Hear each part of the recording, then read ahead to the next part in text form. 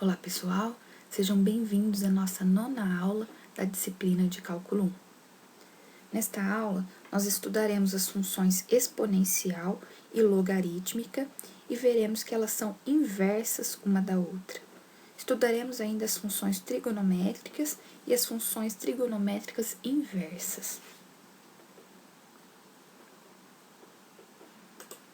Vamos começar definindo então a função exponencial de base A, que é uma função f de R em R, dada por f de x igual a elevado a x, onde esse A é uma constante pertencente aos reais, ou seja, A é um número real que deve ser maior que zero e diferente de 1. Cuidado aqui para não confundir função exponencial com uma função polinomial.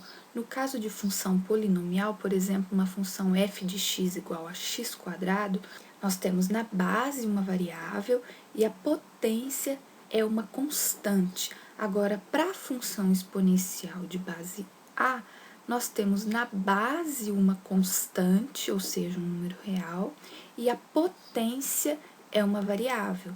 Então, cuidado, que são coisas diferentes. Por exemplo, se nós tomarmos a função exponencial de base 2, f de x igual a 2 elevado a x, quem vai ser o f de 4? F de 4 é 2 elevado à quarta. 2 elevado à quarta é 2 vezes 2 vezes 2 vezes 2, ou seja, 4 vezes. Isso vai dar 16. Quem é o f de 0? F de 0 é 2 elevado a 0, mas qualquer número, exceto o 0, elevado a 0 é igual a 1. Portanto, f de 0 é 1. Quem é f de menos 3? F de menos 3 é 2 elevado a menos 3. Agora, sempre que nós tivermos uma potência negativa, o que a gente vai fazer é inverter. Isso é 1 sobre 2 elevado a 3, ou 2 ao cubo. 2 ao cubo é 8, então isso é 1/8. 1/8 é 0,125. F de meio. F de meio é 2 elevado a meio, mais 2 elevado a meio é raiz de 2. Então, f de meio é raiz de 2. Note que, se nós tivéssemos aqui, por exemplo, f de 1/3, isso seria 2 elevado a 1/3, e seria, então, raiz cúbica de 2. 1/4, raiz quarta, e assim por diante. F de menos 3 meios, isso é 2 elevado a menos 3 meios. Novamente, nós temos uma potência negativa, então nós invertemos, isso vai ficar 1 sobre 2 elevado a 3 meios. Agora, 3 meios, veja que é a mesma coisa que 3 vezes meio. Então, nós temos 1 sobre 2 elevado a 3 vezes meio. Meio, como no item 4, a gente coloca na raiz. Então, nós ficamos com 1 sobre raiz quadrada de 2 ao cubo. 2 ao cubo é 8, então isso é 1 sobre raiz de 8. Raiz de 8, nós podemos simplificar tirando da raiz, como é 2 ao cubo, sai um 2 e fica um 2 lá dentro. Então, isso é 1 sobre 2 raiz de 2. Podemos racionalizar, multiplicando em cima e embaixo por raiz de 2, nós ficamos então com raiz de 2 em cima e embaixo, raiz de 2 vezes raiz de 2 vai dar 2, 2 vezes 2, 4. Portanto, f de menos 3 meios é raiz de 2 sobre 4.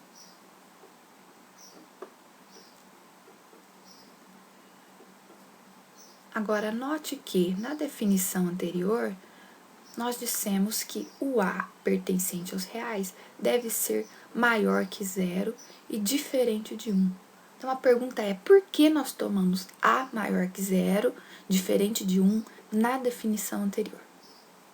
Observe que, se o A for igual a 1, nós teremos, então, que a nossa f de x igual a elevado a x será 1 elevado a x, mas 1 elevado a x é igual a 1 para todo x, portanto, nós teríamos uma função constante. Agora, se o A for menor que 0, ou seja, se o A for negativo, por exemplo, se nós tomarmos o A igual a menos 1, nós teríamos que o f de meio, menos 1 elevado a meio, e isso é raiz de menos 1. Mas raiz de menos 1 não pertence aos reais, como nós já comentamos. Portanto, nós devemos então ter a maior que zero e diferente de 1. Quem vai ser o domínio e a imagem para a função exponencial de base A? Veja que dado f de x igual a elevado a x, considerando que o a é maior que zero e diferente de 1, como na definição, nós podemos ter qualquer valor para x. Portanto, o domínio da função exponencial de base A são todos os reais. Quem vai ser a imagem? Como o a é maior que zero e diferente de 1, veja que a potência vai ser sempre uma coisa positiva. Além disso, para algum valor de x, a elevado a x, vai ser igual a zero? Não, né? Porque nós estamos tomando o a maior que zero.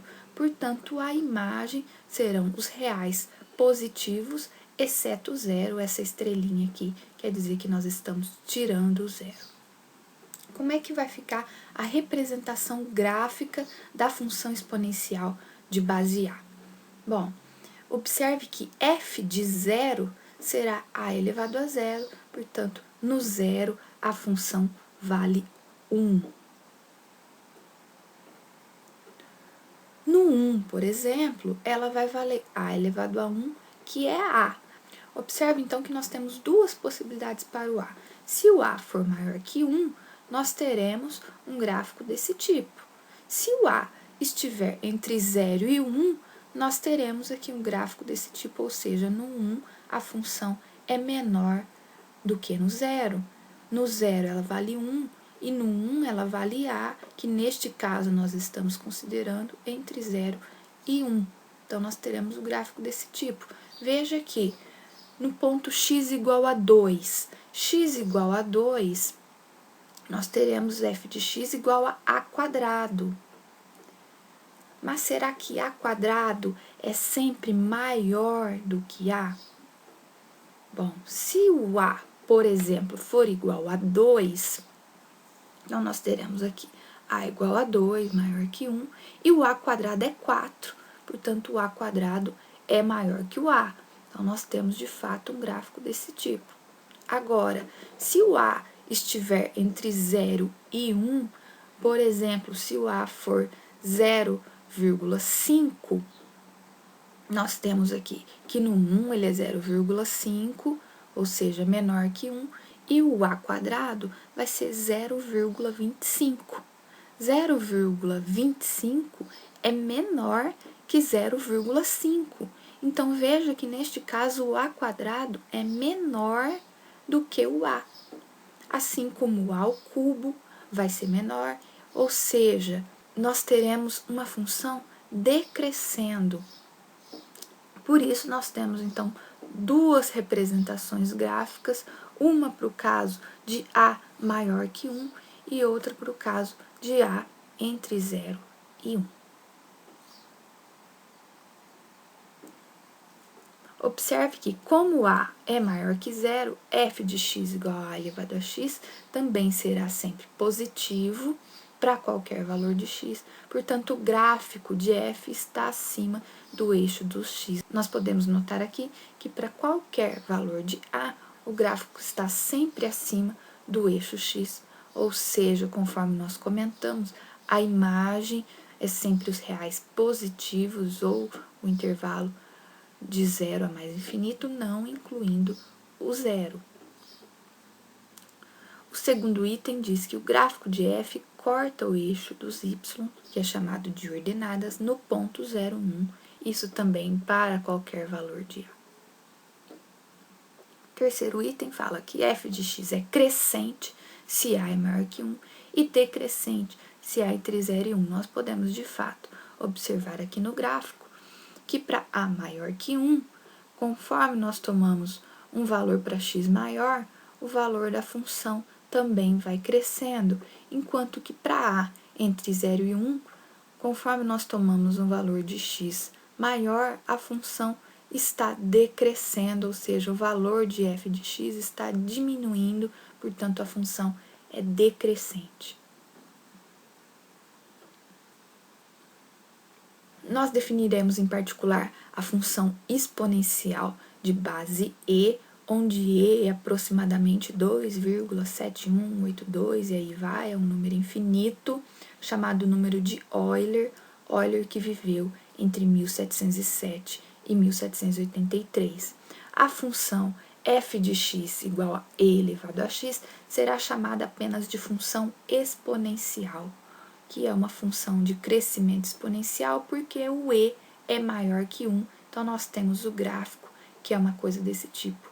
Essa é uma função importante que nós iremos utilizar bastante. Então, quando nós não dissermos quem é a base A, dissermos apenas função exponencial, nós estamos considerando a função e elevado a x. Nós vamos definir agora a função inversa da função exponencial de base A, que é a função logarítmica de base A. Veja que, ao definir a função exponencial, nós observamos que o domínio da função exponencial eram todos os reais e a imagem da função exponencial eram os reais positivos sem o zero. Portanto, como nós estamos tomando a função inversa, nós teremos como domínio os reais positivos sem o zero e como imagem todos os reais. Então, a função logarítmica de base A é dada pelo log de x na base A, onde A pertence aos reais, é uma constante, e A deve ser, novamente, maior que zero e diferente de 1. Nós temos assim, então, que o log de x na base A é igual a y, se e somente se o A elevado a y for igual a x. Ou seja, quando nós estamos calculando quem é o log de x na base a pergunta será sempre A elevado a quem é igual a x. E aí nós obtemos o nosso y, então. Daqui nós podemos observar que, de fato, desta definição, a função inversa g a menos 1 de g é a função exponencial, que será dada por g a menos 1 de y igual a elevado a y. Então, nós temos aí, conforme já comentado, o domínio da g, reais positivos sem o zero, imagem da g, todos os reais. Vamos ver o exemplo de cálculos de logaritmos. Por exemplo, log de 8 na base 2, isso é 3, porque 2 elevado a quanto é igual a 8? 2 elevado a 3. Então, como 2 ao cubo é 8, log de 8 na base 2 é 3. Log de raiz de 3 na base 3. 3 elevado a quanto é raiz de 3? 3 elevado a meio, portanto, log de raiz de 3 na base 3 é meio. Log de 1 sobre 25 na base 5. 5 elevado a quanto é 1 sobre 25? 5 elevado a menos 2. Note que quando nós temos uma potência negativa, conforme nós já comentamos, a gente inverte. Então, 5 elevado a menos 2, isso é 1 sobre 5 ao quadrado. 5 ao quadrado é 25, então isso é 1 sobre 25. Log de 1 na base 4, 4 elevado a quanto é 1? 4 elevado a 0 é 1, portanto, log de 1 na base 4 é 0. Log de 7 na base 7, 7 elevado a quanto é 7? 1, portanto, log de 7 na base 7 é igual a 1. Agora, para traçar o gráfico da função logarítmica, recorde que quando nós falamos na função inversa, nós observamos que, dado o gráfico da função, para traçar o gráfico da função inversa, basta traçar a retinha y igual a x e usar a simetria. Então, nós tínhamos aqui para a maior que 1 e para a entre 0 e 1, o gráfico das funções exponenciais de base A. Portanto, nós traçamos o gráfico da retinha y igual a x e a usamos como um espelho e obtemos, então, os gráficos das funções logarítmicas de base A. Novamente, como observação, como o domínio da função logarítmica de base A, que nós chamamos de G, é o intervalo de 0 a mais infinito, o gráfico de G está todo à direita do eixo Y. Então, nós podemos notar que o gráfico da função logarítmica, nos dois casos, está à direita do eixo Y. Segunda observação, o gráfico de G corta o eixo do X no ponto 1, 0. Então, novamente, para os dois gráficos, nós temos aqui cortando o ponto 1, 0. G de x é crescente se A é maior que 1 e decrescente se A entre 0 e 1. Nós podemos novamente notar isso, conforme o x está crescendo, o valor da função também está crescendo para o caso A maior que 1 e para o caso de A entre 0 e 1, conforme o valor de x aumenta, o valor da função diminui, portanto a função é decrescente. E a última observação diz que o gráfico de G é simétrico ao gráfico da função exponencial em relação à reta y igual a x. Foi usando este fato que nós construímos os dois gráficos para a função logarítmica de base A. Algumas propriedades básicas de logaritmo. Nós vamos considerar x, então, positivo, a maior que 0 diferente de 1, e y um número real qualquer. Nós temos, então, que o log de 1 para qualquer base será sempre 0, porque a elevado a 0 é sempre 1 para qualquer valor de a. Portanto, o log de 1, não importa a base, será sempre 0. Log de a na base a será sempre 1, porque a elevado a 1 é sempre a. Então, não importa aqui o valor de a, respeitando as condições, log de a na base a será sempre 1.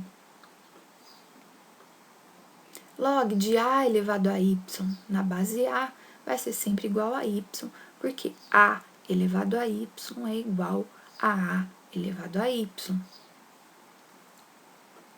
E por fim, a elevado a log de x na base a será sempre igual a x. O que nós fazemos aqui é, aplicando o log nos dois lados da igualdade, log na base a, nós teremos log de a elevado a log de x na base a, isso é igual ao log de x na base a. Mas o log e a função exponencial são inversas uma da outra. Portanto, sobra aqui apenas log de x na base a igual ao log de x na base a. Então, veja que a elevado ao log de x na base a, isso é sempre igual a x, porque função exponencial e função logarítmica são inversas uma da outra, portanto, elas se anulam, sobra apenas o x. Algumas operações com logaritmos, então. Nós vamos tomar a e b positivos, a e b diferente de 1, x, x1 e x2, números reais positivos, e c, um número real qualquer. Nós temos, então, a primeira regrinha para o produto, que nos diz que o log de x1 vezes x2 na base a, isso é log de x1 na base a, mais o log de x2 na base a. Ou seja, nós podemos separar e o produto aqui vai virar uma soma de dois logaritmos. A regra do quociente nos diz que o log de x1 sobre x2 na base a, isso é o log de x1 na base a, menos o log de x2 na base a. Regra da potência nos diz que o log de x elevado a c na base a, isso é c vezes o log de x na base a, ou seja, se nós tivermos uma potência aqui dentro do logaritmo, ela vai passar para cá, multiplicando. E para nós fazermos uma mudança de base, se nós estamos com uma base B e queremos passar para uma base A, o que nós fazemos é o log de x na base E, isso é igual ao log de x na base A sobre o log de B na base A, e nós saímos então de um logaritmo na base B para um logaritmo na base A.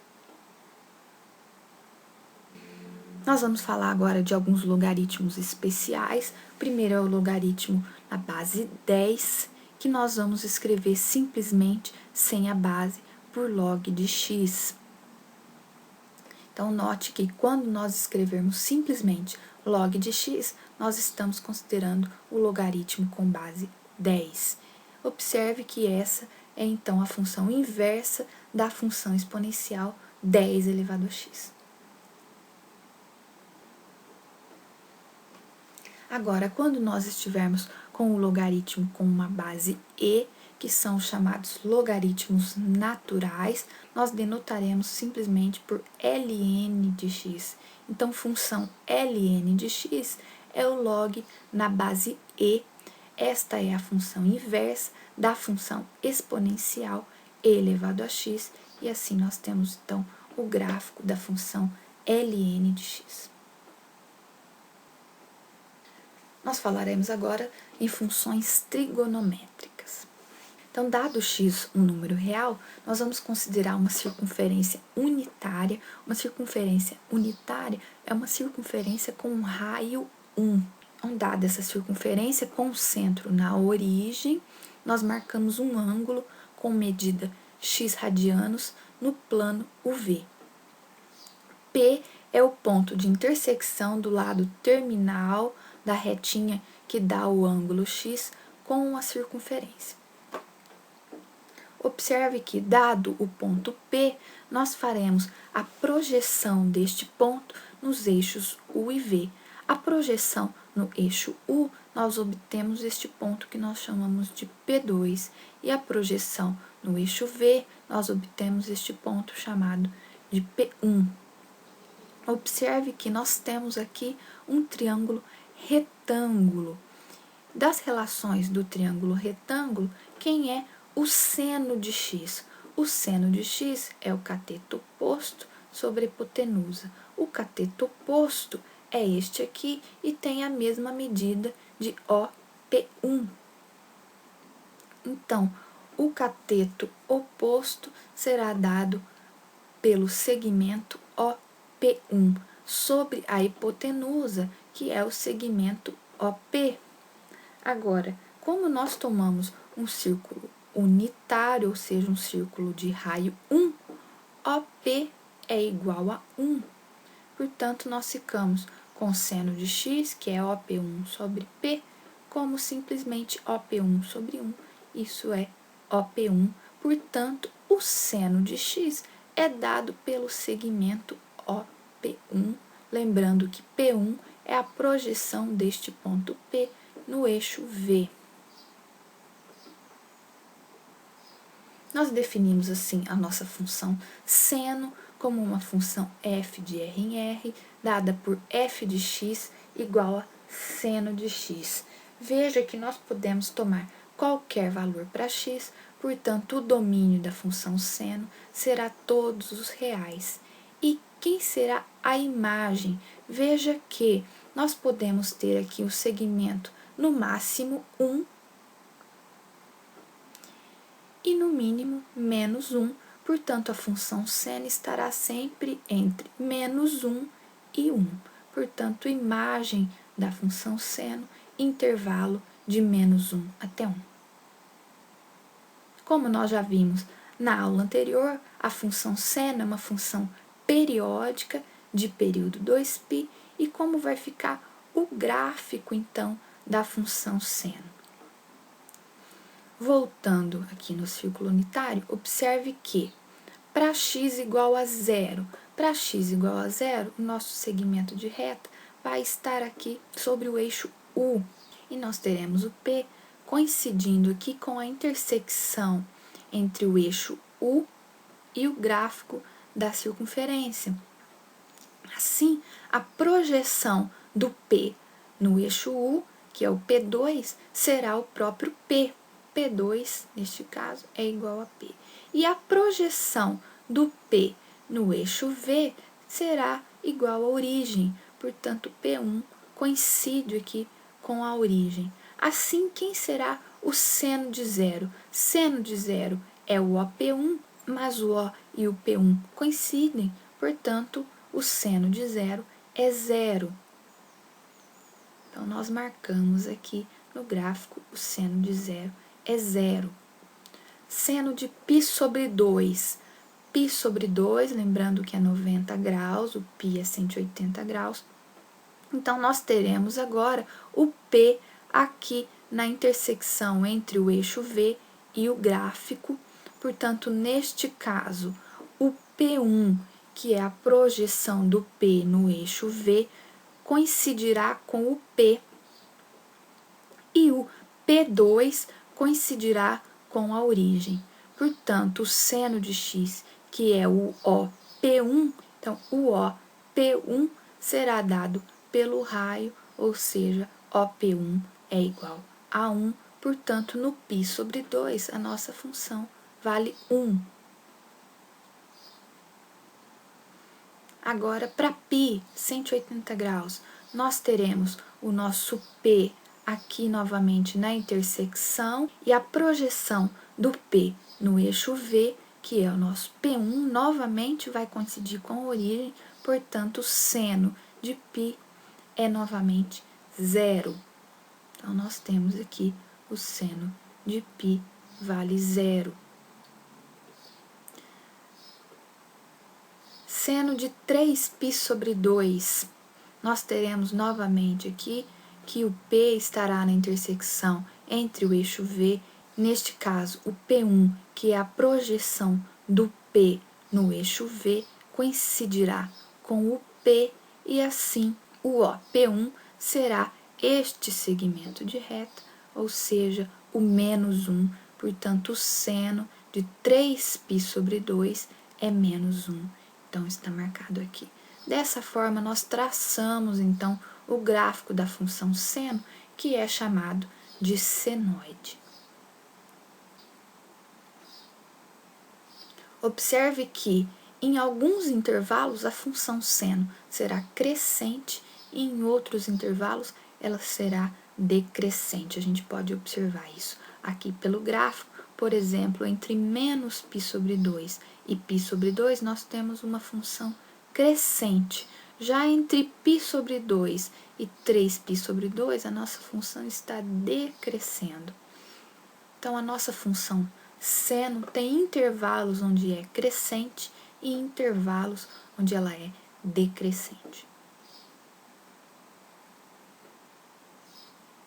A função cosseno é construída de uma forma muito parecida. Veja que nós temos novamente a mesma figura, mas agora para o triângulo retângulo, o cosseno é dado por cateto adjacente sobre hipotenusa, portanto o cosseno de x é o segmento OP2 sobre OP, novamente OP, que é a hipotenusa, é o raio da nossa circunferência, que vale 1.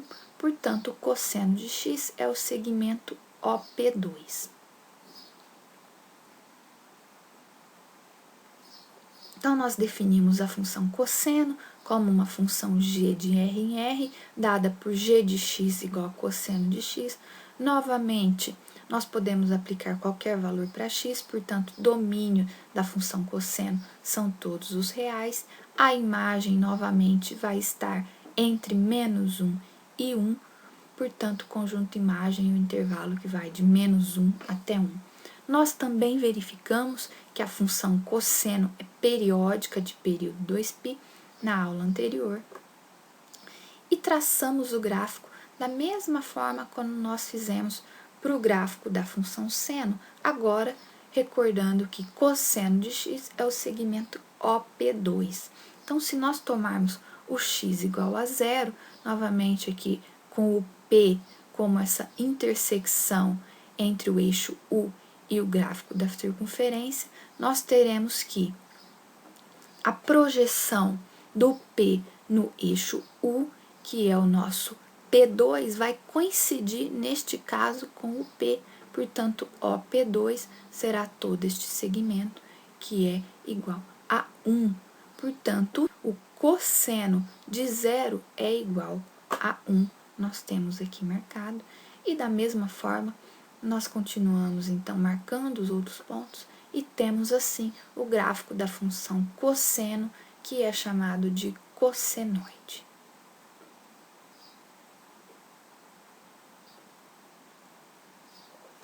Novamente, observe que a função cosseno tem intervalos onde é crescente e intervalos onde ela é decrescente. Por exemplo, aqui, tomando do intervalo de menos π sobre 2 até zero, nós temos uma função crescente. Do zero ao 3π sobre 2, nós temos uma função decrescente.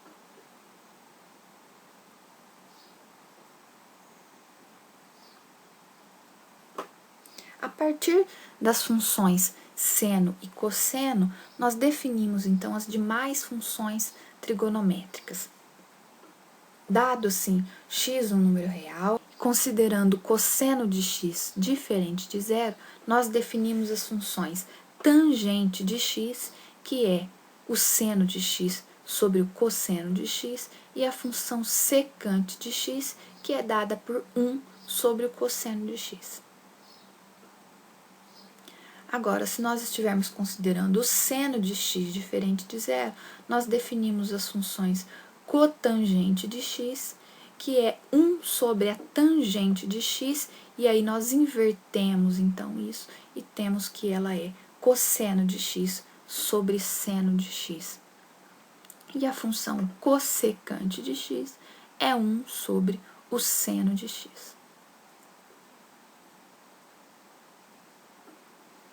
Agora, para as funções trigonométricas inversas, recorde que quando nós definimos uma função inversa, nós colocamos uma condição para que uma função tenha sua inversa, que é a função ser bijetora. Agora, veja que, por exemplo, para a função seno, ela é uma função bijetora. Voltando no gráfico da função seno, observe que, se nós traçarmos uma retinha paralela ao eixo x, ela vai cortar o gráfico em mais de um ponto. Portanto, esta função não é injetora. Então, como a função seno não é injetora, para nós falarmos em função inversa da função seno, o que nós faremos é restringir o domínio desta função. Então, tanto para a função seno, como para todas as outras funções trigonométricas, para nós falarmos nas inversas, nós faremos uma restrição no domínio. Por exemplo, para a função seno, a função inversa será a função arcosseno, a função f de x igual a seno de x será tomada com a restrição no intervalo de menos π sobre 2 até π sobre 2, indo no intervalo de menos 1 a 1. A função inversa f a menos 1 será, então, de menos 1, 1 até o intervalo de menos π sobre 2 até π sobre 2, definida como a função arcosseno de x. Portanto, dizer que y é igual a arcosseno de x é equivalente a dizer que seno de y é igual a x. Aqui na igualdade, nós aplicamos o seno de ambos os lados, então nós temos seno de y igual a seno do arcosseno, mas, de novo, seno do arcosseno são funções inversas uma da outra, portanto, elas se anulam, sobra simplesmente o x. Para todas as outras funções trigonométricas inversas, nós usaremos o arco, então função arco-cosseno é a inversa do cosseno e assim por diante. Nós nos restringiremos aqui apenas à função arcosseno, para todas as outras segue de forma análoga. Então, com isso, nós encerramos a nossa 9ª aula. Muito obrigada.